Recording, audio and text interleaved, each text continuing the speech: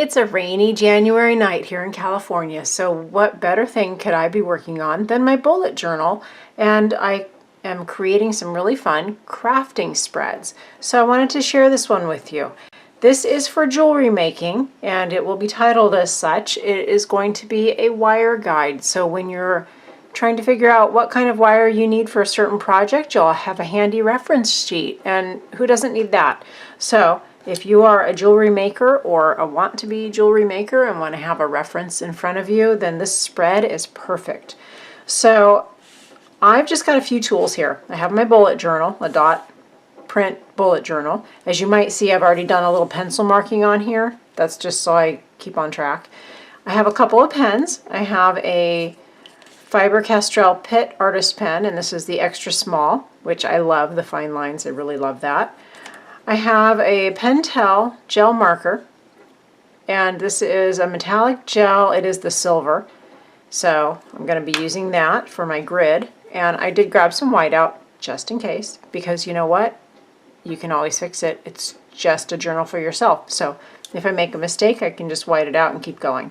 I also grabbed a stencil, mostly so I can use it for making straight lines. I'm really not going to be using the stencils in this particular project. So let's get started. So the first thing I'm going to do is title my page. And again, I already did, I don't know if you can see this if the camera's picking it up, but there's just a little bit of a light marking here so that I can make some beautiful writing for us. We'll see how beautiful it actually is.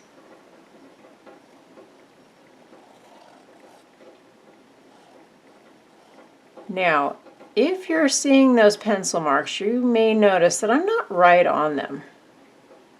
I'm not worried about it because the pencil I can erase and I can have my beautiful pen left behind. I don't know if that looks like a T or a J.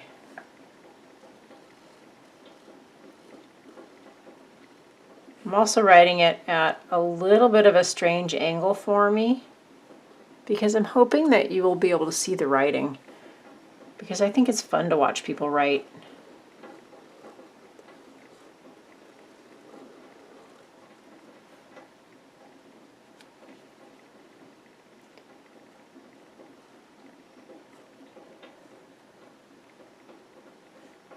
So I don't know how silly it is, but I had to look up the word gauge to make sure I spelled it right. So it is an AU. I was completely second guessing myself.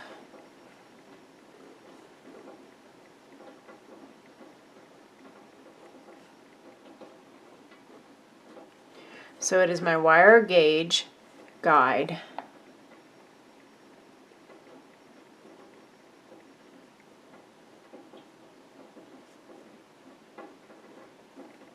And then I just did a fun little swirl here.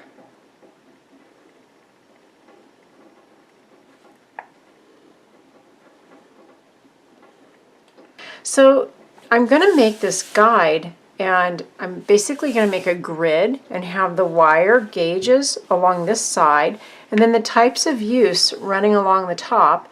And then I can just go in and put dots into, you know, if it's a 30 gauge wire, it could be a great wire for maybe going across the top, maybe coiling, maybe weaving, maybe for knitting, Viking knitting, wire crochet, things like that. Well, I'll put the little dot in there.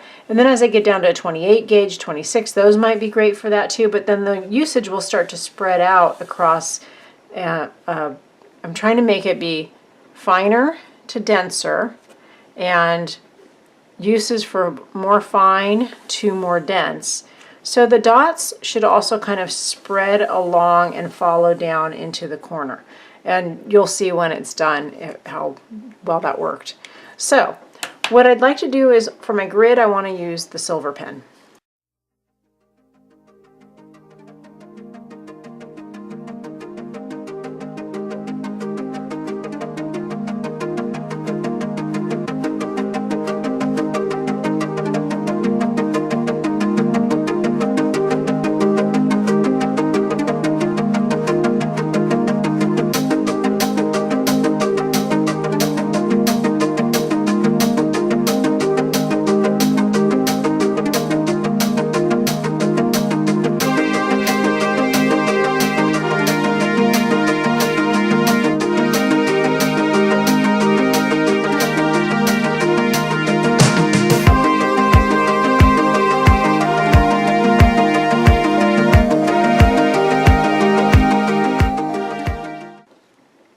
So now that I've finished writing those lines going across, I'm actually going to make some lines that go at an angle across the top of those. So they're going to connect to the top of that line. That's why I didn't want to make anything coming across here. So we'll go ahead and make those. And I am just going at a direct angle to basically corner to corner within a little box. And then I'm going to keep going in about 4 dots, maybe even 5 dots up. Let's see. I think we have room for 5. Yep, we do. So we're just going to line that up, and again we'll go across the top.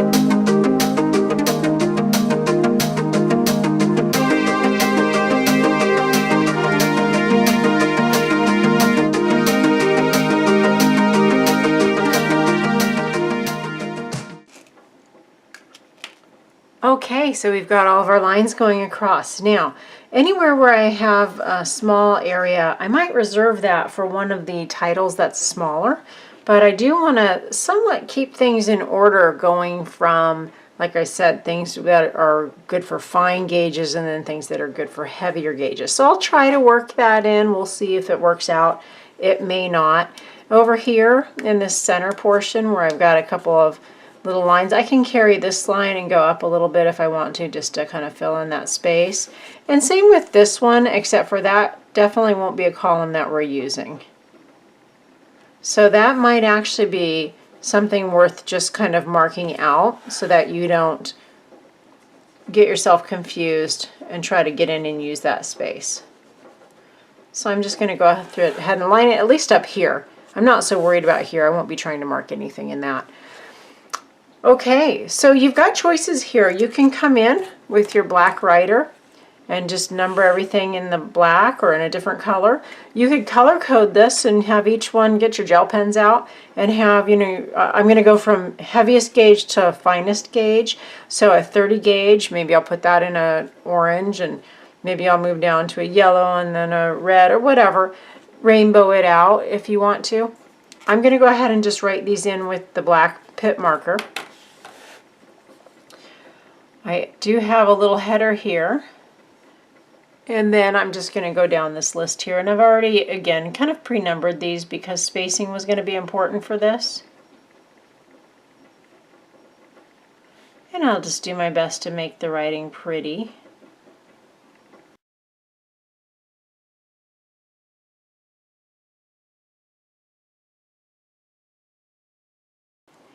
Now I'm just giving you a general idea here, so you of course can do anything you want, but this is just a nice layout. If you need to have a layout that you can just copy over, this will be for you. So what I also would like to do here, now that I have my gauges lined up really nicely, is I am going to go through and just line in between them, and that will go all the way across.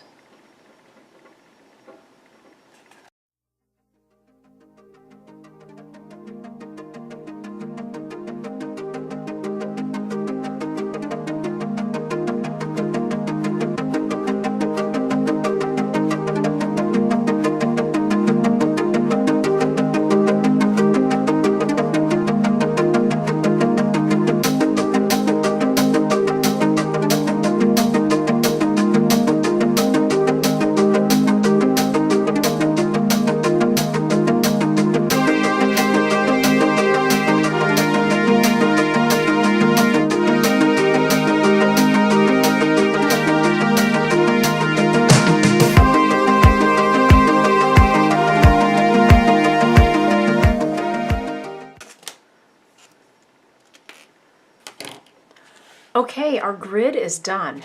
Now the next thing I'd like to do is just go across the top and title all of these columns. So I'm going to turn my page a little bit, and then I've already got a list I'm working off of, but I will write them and you can follow along. So we have coiling.